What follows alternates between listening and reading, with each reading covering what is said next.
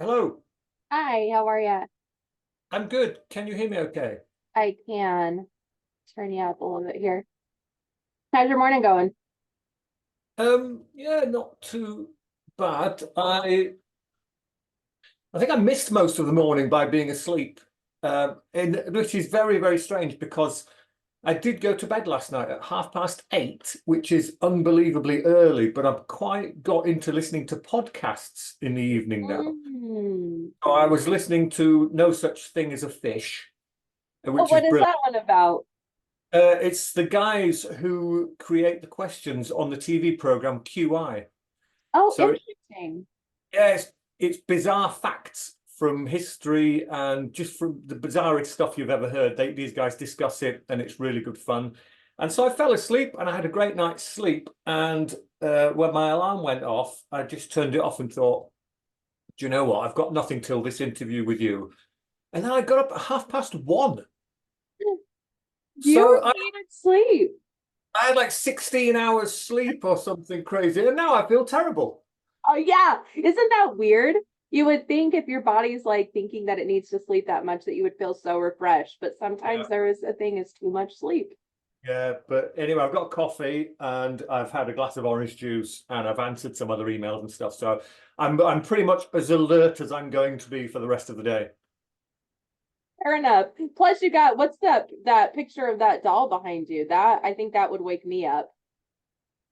Oh yeah, it's one of my creations. It was on the wall, but I'm decorating at the moment. I don't know if you can see it. It's got a large spider coming out of its mouth. Oh, that's cool. Yeah, and the other one, Steve, that was me from a long time ago, when I was dressed as Jesus, Oh my and goodness. a young woman put a gun to my head. So, And do you do photography as well? Is that what you mean with the art part? yeah, I've got a website called azron.com, which is AZZRON.com, and on there is artwork and photography. I've just done a recent thing. A guy from Belgium ordered three huge canvases for this big stairwell he has in his house.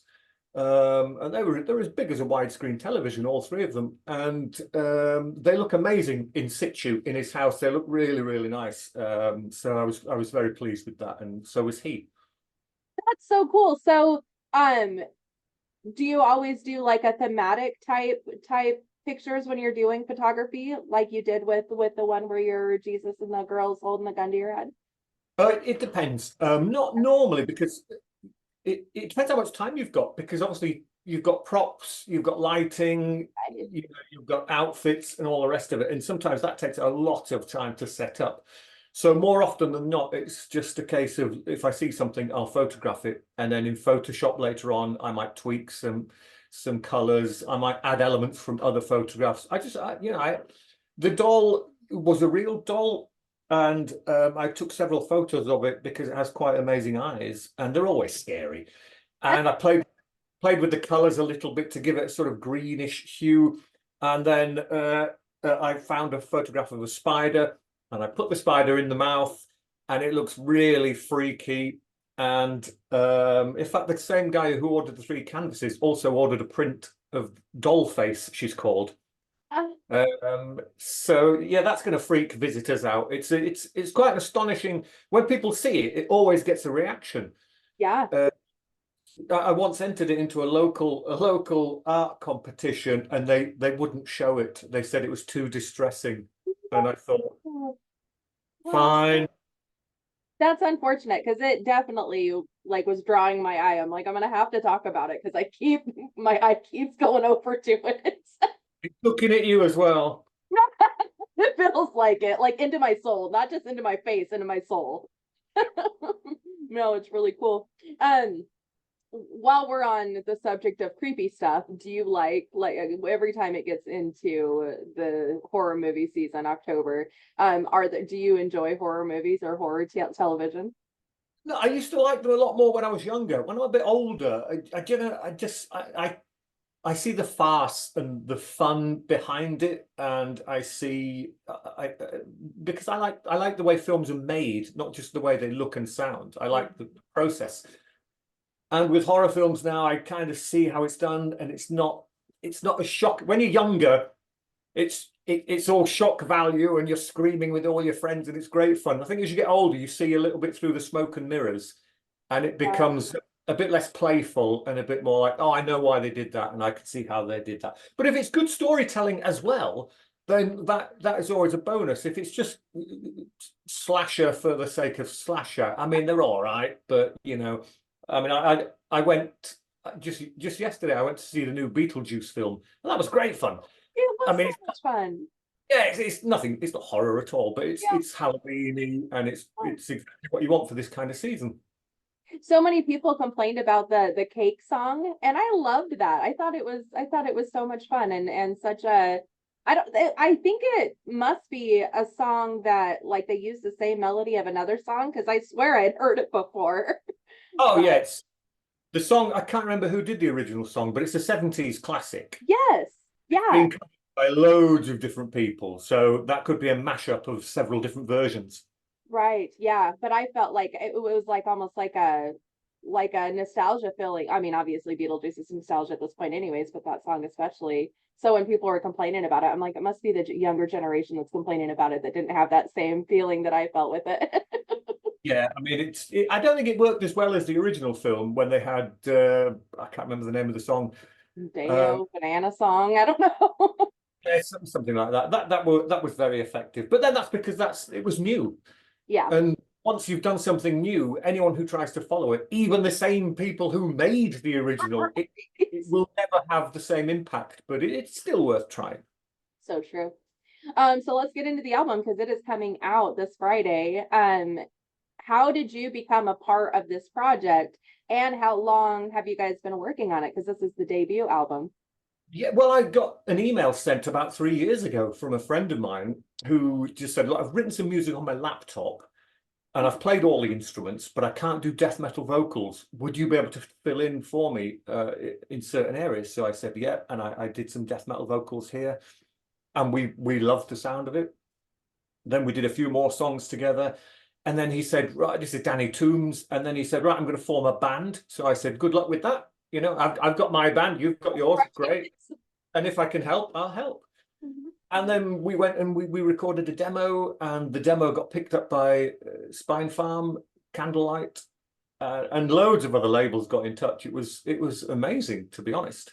And then during the recording, you know, we just kind of had this discussion. Who's Aaron? Are you in the band? And I said, I don't know. Am I in the band? I think I might be in the band, but I'm not entirely sure. And it turned out that I am in the band.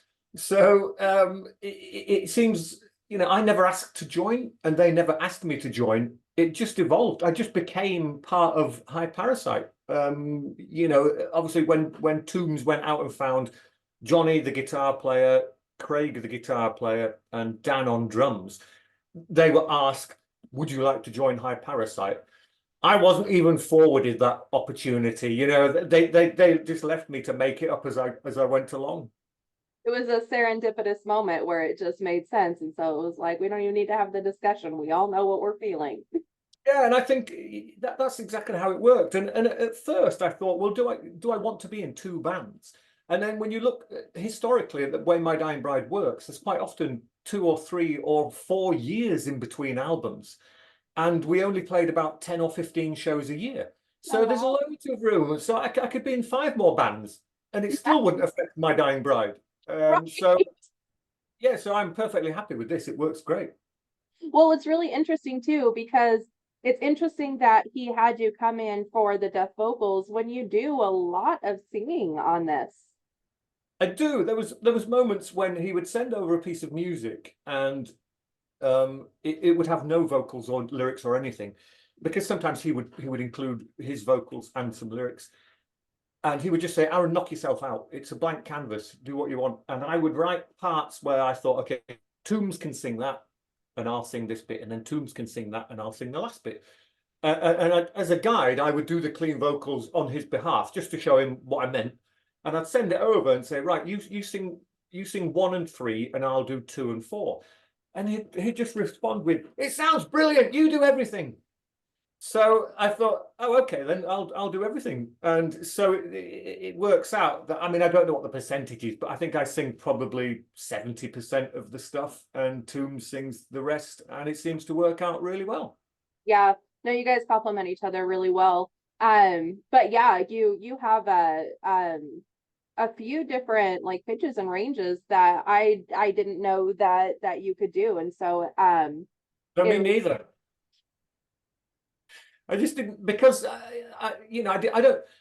They won't work with My Dying Bride, mhm, so I never needed to see if I could do it. right. There's a certain thing that works with My Dying Bride, and so when High Parasite, with its effervescent energy, called for something a bit more like that, I just thought, to hell with it. It's not my band. I'll sing in any way I want. And now I have to play it live this Saturday for the very first time, and I'm pretty nervous about I that. was just gonna ask, yeah, where's your confidence level? Because you sound absolutely incredible on the album. Where's your confidence level as far as the live show? Well, I appreciate that, but I've only been on stage with My Dying Bride in the past. I mean, I've guested with a couple of other people in 1 or 2 songs, but to stand on stage for an entire performance is that's not My Dying Bride, is going to be unique to me, and I don't really know what I'm going to do, particularly as I'm not even singing all the vocals. Mhm. So I mean, what am I supposed to do when a song starts and there's a minute of music and then Toombs sings for a minute? I mean, what am I supposed to do for those two? Dancing is what I'm going to start doing. So Yes. not only have I learned a new range of vocals, I've learned some slick moves as well. So and I may even whip out my tambourine. That's awesome. So But be, I am because terrified of what to do because I just don't know. yeah, I don't know how to act. The music's so adrenaline fueled that I'm going to be moving at some point, and I don't have a lot of rhythm. Let's be fair, and it might look a bit funny. And I'm sure over time I'll nail down what I'm supposed to be sure. doing. But I think for this Saturday it would be a little bit hectic. A lot of jazz hands. Oh yeah, definitely. So is it you or Tim's that does the lyrics, or do you guys both do the lyrics? We share that as well. As I Oh, that's mentioned, cool. yeah, sometimes a song will come over and it's already got full lyrics, and he highlights the bits he wants me to sing.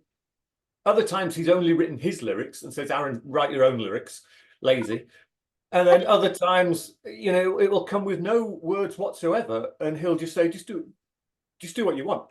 And so the whole album features lyrics written by both of us in varying quantities, I suppose. That's so interesting because you guys do have a lot to say in this album. There's a lot of like meaningful topics and stuff. And so, how, when you guys are writing it together, do you just go, okay, this is the topic of the song, and you figure out how you feel about it or what you think about it? That's so Well, interesting. more often than not, if a song is half written, the first half is normally written first, and Toombs will write that, and he will give me the gist of the idea, and I can work out from the lyrics that where I'm going to take this.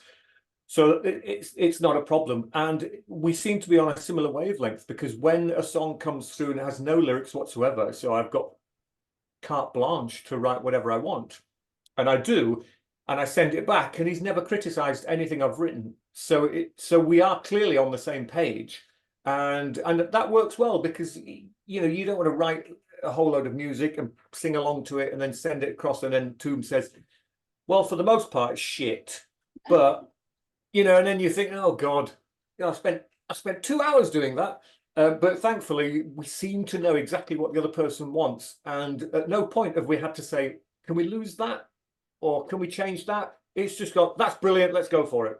That's amazing. That's really amazing. I mean, that says a lot about how you guys are connecting as a band, because obviously that's really important. I always say it's like a marriage. Someone else said it was like a, oh shoot, what was the, I can't remember what metaphor they used, but you have to be around these people and for obviously long periods of time between practice and touring. And so it's good that you guys already have that strong of a connection and already are kind of on the same wavelength without having to put like the work into it. Yeah, well, I mean, I've known him, gosh, 20 years, maybe something like that. And so it was kind of easy, you know, we know what kind of music each other likes. And it was a similar situation with when Greg from Paradise Lost came into the studio to do production work. I've known Greg 40 years. And so it was just like, this is easy. You know, there was no one struck by stardom or anything like that. And we Right. worked really, really well together. And we, you know, between us all, we managed to nail down quite a good album, we think. Yeah. Oh yeah. I really enjoy it. I've listened to all of it a few times. I did want to talk about the last song, We Break, We Die. It's very different than the rest of the songs on the album. You have some different vocals in there, a bit different vocal style. It's like kind of more of an industrial kind of song. Tell me about that one. It's really cool. And it's the ending of the album. Yeah, we wanted something a bit different at the end. And I thought, for my vocals, why don't we go full on cassette tape sounding black metal from the mid to late 1980s? Yeah, I could totally hear that. Yeah. Everybody's thinking, what? Oh, all right, we'll try it. And so you go in the studio and I scream. I'm amazed I can still do this. I scream in the highest pitch I possibly can. And honestly, sometimes when you're doing it, you must be doing something to your blood vessels, Oh, because I can see stars. I can see white dots coming and going when I really go for it. It's probably not very healthy, and I should really reel that in a little bit.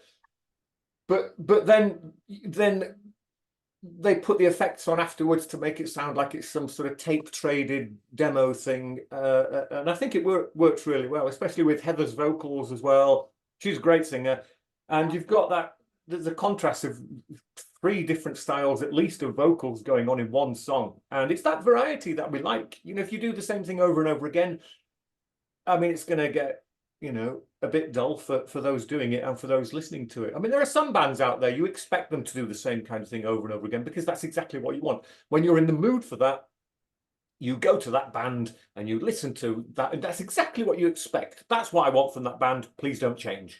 Right. But with My Dying Bride and with High Parasite, because I can't play an instrument, I've had to use my voice as, you know, my weapon, as it were, and I have to have, you know, you've got to have whispers, narration, clear vocals, death metal vocals, black metal vocals, and anything else you can throw into the mix, because variety is the spice of life. I don't want to do the same thing over and over again, and I don't want to be involved in a project that does the same thing over and over again. So with High Parasite, we try and keep plenty of variety in there to keep it interesting. I definitely think you guys have accomplished that. I mean, I definitely feel the same way, and I appreciate that bands can make it continually interesting to listen to the whole album. You don't know what you're going to get. You don't know what to expect next. And so it keeps you kind of on your toes, and it's exciting, you know. It's a different experience than if every song just kind of sounds like the next one before and the next one after and everything. So you guys, I think you guys did a fantastic job with that, especially with that song, because it totally flips you upside down as soon as you're like, oh, okay, like, you know, they're doing the harsh vocals, they're doing the clean vocals, and then there's like different shifts and stuff throughout, and then that song comes on and I'm like, did another band just start playing? Like Yeah. what just happened here? Super awesome though. I also wanted to talk about Parasite. um that one's a really awesome, yeah, fun song. So tell me about that one. Yeah, well, I mean, it stems. This is where the name of the band came from that song, and it's just it's classic. You know, we are the highest parasites on this planet. We are sucking the planet dry. You know, we are ripping people off everywhere, every opportunity, abusing our power constantly.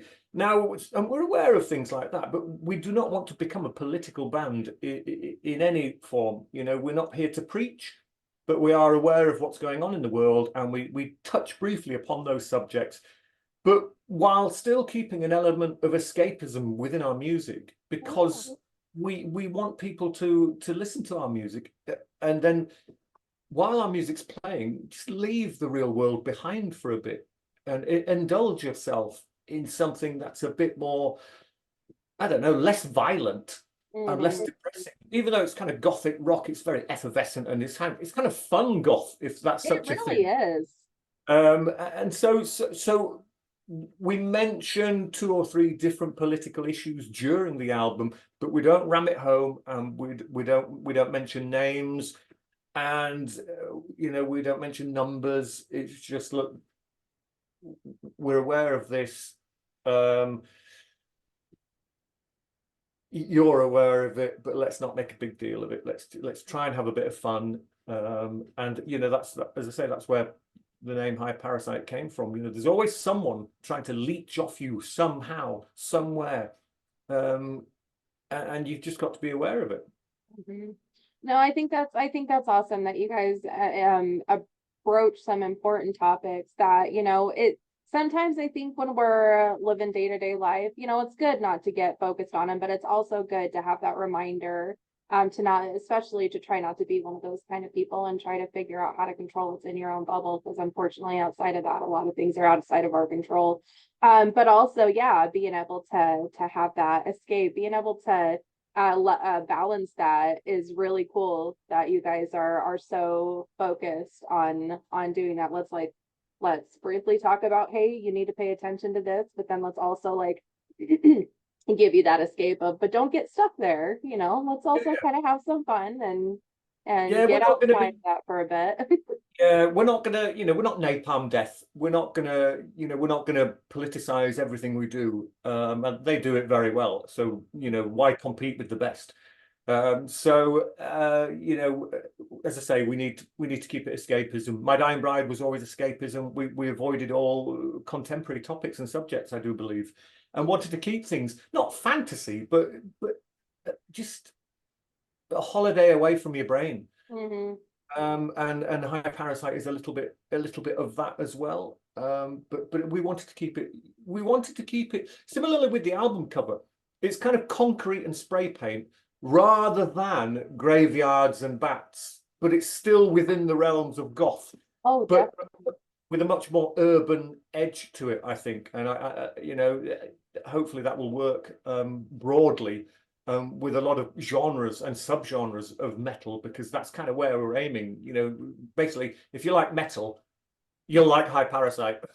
That's Yeah. what I'm trying to say. Right. No, I actually wanted to talk about the artwork too, because it really encompasses your guys' music in a picture, which seems like it would be not difficult to do, putting music to a picture, but because you have such diversity within your music, I was like, oh no, that picture looks exactly like what you're gonna hear, and that's really interesting to me. Um, Then a lot of people think it's a bat on the front or some characterization of a bat, but it's actually part of your inner ear. It's a bone that is in your inner ear. oh, oh, that's cool. That thing helps us enjoy the noises that we hear, and so it's relevant to some extent. And it just happens to be cool that we've all got 2 tiny little bat-shaped bones hidden right within our ears, which is quite a cool thing. So metal. Yeah. Um, oh, you had talked about something a bit ago that I wanted to ask on. I'm trying to remember what it was now. Um, shoot, I lost it. I'm I sure lost it'll come. it. Yeah. Um, with balance within music, how, especially since you're busy between My Dying Bride, which you did say was kind of a little bit more of space in between. But now with high Parasite, with you doing photography, obviously you got a lot of irons in the pot.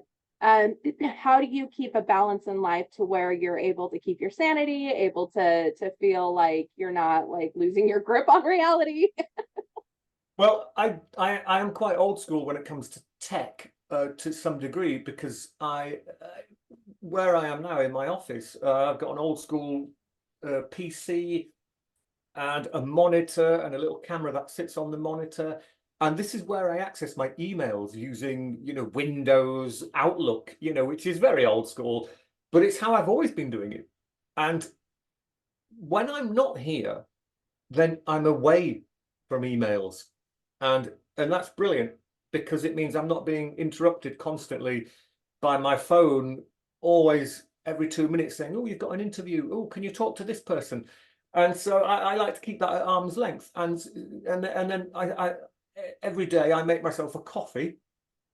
And when I'm ready, I come into the office, I turn everything on, and all the emails start to drop. And then, because I'm in the mood, I reply and I respond to them all, and I get the work done. And then, when the work's done, I turn it all off and I head off somewhere again. So that I'm never always connected. I mean, of course, we've got WhatsApp groups, conversations going on, but it's different. Mm-hmm. I need that space to be able to get away from it. Because it would drive me a little bit mad, because it's not just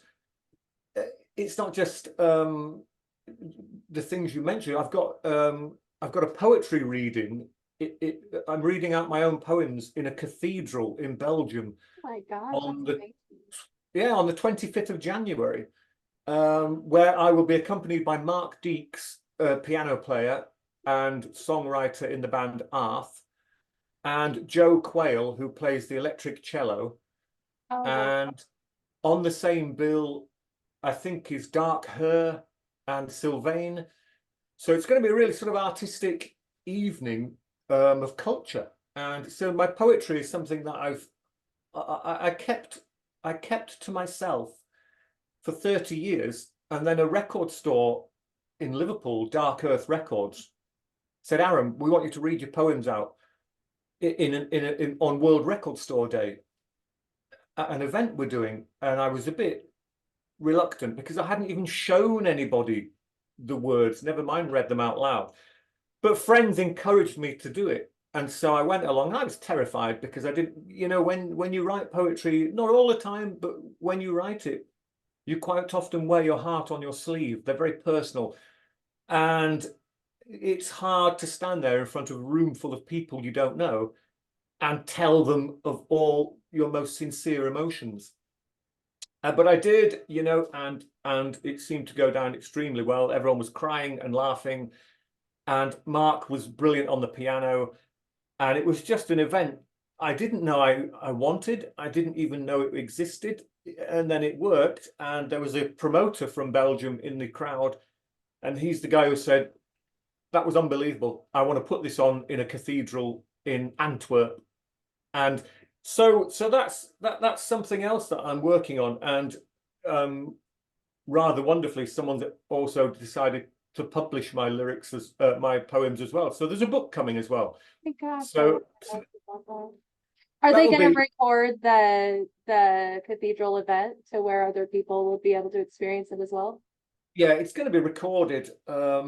And we're hoping that if it is a success and it kind of means something to us, then we'll look at taking it on tour. Oh, And that'd be amazing. not obviously not at venues, but at places like cathedrals and minsters and churches and things like that. Very atmospheric, very acoustic kinds of buildings. And I think that would work. That would work really well. So I'm keeping busy with that as well. So yeah, it's just, I don't know. I wonder, as I'm getting a little bit older, I can sense the Grim Reaper not far behind me. And so I'm thinking to myself, I need to cram in as much as I can possibly do before he finally comes knocking on the door. As long as So, you're enjoying those things, that's what oh matters. yeah, yeah, it's brilliant. It's brilliant. And then, as if that wasn't enough, myself and Mark are considering forming our own separate band as well. Oh my goodness. So, I'm going to be super busy, but that's great. Keeping busy, I think, keeps you healthy within reason, so long as you don't burn out. You can't burn the candle at both ends, because that would be ridiculous. But I will take it as far as I can manage it and enjoy it. And once, if I reach a point where it's like, this is a bit too much, then I'll have a look at culling something. Yeah, right. Do you know what kind of music you and Mark are looking at doing yet, or have you guys talked that far into it? Well, no, it's going to be super atmospheric stuff, because Awesome. he's written stories about St. Cuthbert and the kings of Northumbria, and he's an amazing story. He's a historical storyteller. Oh, Mark also has his own choir, Oh, which wow. is incredible. And there will be a choir at the cathedral as well. Oh, And we're going to do a couple of My Dying Bride songs as well, kind of acoustic. So that would be quite interesting. But yeah, the music with Mark is going to be choirs, pianos, some guitars, and it's going to be it's very heartfelt, I think, and very moving. you're turning into Mike Patton with all these different projects at this point. Possibly, yeah, but I don't know. I haven't discussed it enough with Mark. I don't know if there's going to be any death metal vocals because it almost, to me, it would be quite nice to have something that doesn't involve screaming and shouting. Yeah. But we'll see if the mood ramps up and it requires, some anger, then we might. But that's we're talking. We won't even start work on that till 2025 because we're both busy at the moment. I know he's already flown off to Sweden to do something today. He does talks for businesses. He does choir practice. He does piano lessons. He's an incredible artist. So to be able to work with him is just amazing. That's so neat. That's so neat that you have all these really cool connections and you're able to do all these really amazing things with all of Yeah, these I'm very people. lucky. Yeah, Yeah. very lucky. Considering I can't play a single instrument, Ah, I've somehow managed to tag along with a lot of people who are very good. between your vocal ranges and jazz hands, I think you have some pretty good talent going on. Yeah, I'm just gonna check Amazon for the price of tambourines now when we finish. Tambourines, harmonicas, a kazoo. Get some Yeah, kazoo in all that. Yeah, all those things. there. Awesome. Well, thank you so much, Aaron, for taking this time with me. Very much enjoy this album. I'm excited for everybody else to hear. I know you've already released 3 songs that have gotten so much positive feedback. There's so much more to the album that people have no idea what's coming at this point, and recognizing what all you guys are doing. And I'm really excited to hear what everybody else has to say come Friday. But congratulations on the upcoming release, and thank you for taking this time with me. Thank you. I really appreciate your time. We're having a ball, and thank you to people like you who are helping to spread the good word. We're not reinventing the wheel with what we're doing, but we're having fun with it, and we hope to have a long train of people following us who are going to have as much fun as we are. So thank you for your time as well. Yes, absolutely. I hope you have a wonderful rest of your day, and I'm sure we will chat with you at some point in the future about the next Parasite album. Definitely. Cheers. Thank you very much. For sure. Talk to you later. Cheers. Bye bye.